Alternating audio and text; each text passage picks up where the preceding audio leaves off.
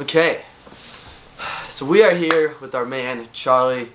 If you guys don't know who Charlie is, he is the owner of Bayside, right? Yes, sir. Okay. So Charlie, this bowling alley is obviously so unique, so amazing. How did you come Thanks. up with the concept of this bowling alley? Well, it started with the league. This was when I moved back to Maine. Pretty terrified of the winters up here. As you Yeah. can see, they go for a long time, and they're just dark, and people tend to hole up and hibernate. And I've been an ultimate frisbee player. Okay. And ultimate, you play in with your friends every Tuesday night or Thursday night in the summer, and then you go out to a bar and you drink, and you don't even think about it, the fact that it's a Tuesday because it's the summer. Yeah. So I was just trying to bring some summer into the winter, honestly, and create a way to have an excuse for people to get together, hang out, have some beers on a Tuesday. It's pretty simple.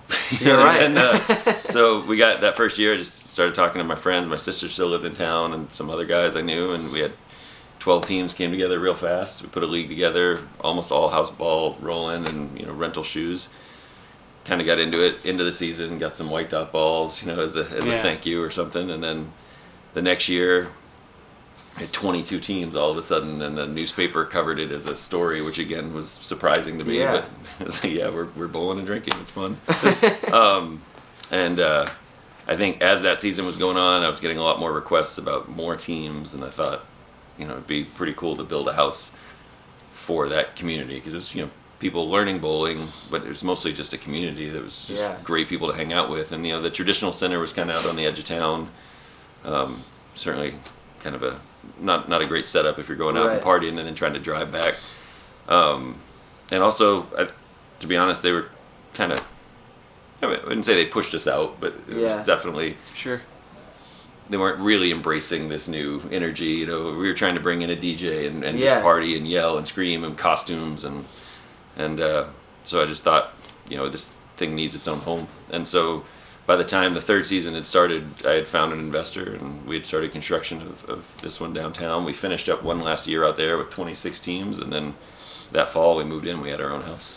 I find it amazing that this place was built because you wanted somewhere to have this league. The league built the place, not like we built the bowling alley, then we built a league. Right. And I think whenever anyone talks about the energy here or the vibe here, it's because we had a ready-made culture. There's already a community, and there's already a culture. So, you're walking into a very familiar party, and everyone's always welcome, but there's certainly just this welcoming, open vibe that is created by the group that came here to start it. The thing that I find most fascinating is a lot of bowling centers and a lot of leagues that are in bowling centers, they're filled with a lot of people that really take pride in their honor scores, and they take pride in their progress, and they really want to get better, and they buy a bunch of bowling balls, and they go through the whole process, and they really care about their scores. But you guys don't bowl for money. You just bowl for a banner, and then you guys just have so much fun. There's nothing serious. The money's not serious because there is none. Yeah, explain the concept of the league. Because that's something I guess most people don't know is the BOPO League. You guys don't bowl for money. Yeah. We don't bowl for money, and the price to have a team has stayed the same for all 12 years. But we're not bowling for nothing. A banner on the wall here that's a huge deal for us. And that's a 300. Other than in one league a year, it's not sanctioned. We are a certified bowling alley and all that, but you get a brick. Everyone's going to remember your 300 here more than that 8th 300 you threw at the other house. You get one here, you're immortalized.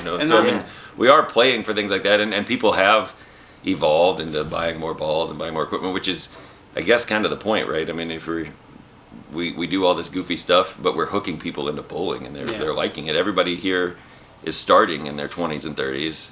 Starts with a house ball, and most of them start getting into it and buy a couple balls, and they start following the pro tour.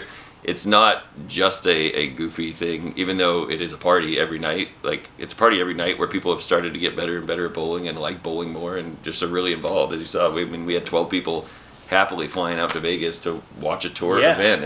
It's just people really love bowling. Well, that's why it works. The traditional league system, they take it. They take it serious, and the money issue is an issue. Yeah.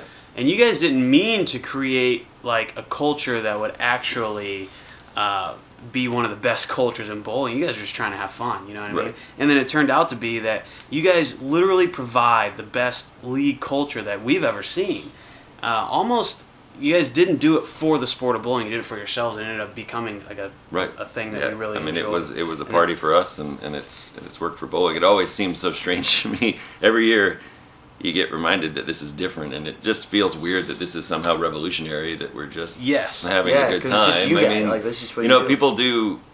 I mean, the league culture. What's also great about it? I mean, we do run a webpage. We do write-ups about the league and the podcast, and people can read about themselves. Everyone's bowling under their character names, and I wear half of my gear is for my team. I wear Body English stuff every day. People have their own gear. I mean, you do. That's another thing. It just spreads throughout the. Here. Yeah, it's crazy. It's true. It's just such. You don't go by your real name. You just go by whatever the alias is. It's pretty funny at the end of the night when you're closing out the tabs and it's all names like that. Yeah. So. Well, we just wanted to sit down and talk to you and get your opinion on what. Yeah, what all we need people on. To hear this. I know, man. You guys are doing something right here. So. They don't bowl for a single dollar, and it's more prestigious than any league I've ever seen. And there's something there. You guys bowl for a banner and pride, and there's no dollars, and that's just beautiful. Yeah, it's amazing. So. I mean, it's working for us. Yeah, absolutely. I mean, I don't know what would work for other centers, but I mean, just awesome. It's fun. Cool. All right. Thanks for sharing your insights. Let's get back down to the ball. Good luck in these playoffs. Thank you. Yeah, we're gonna need it.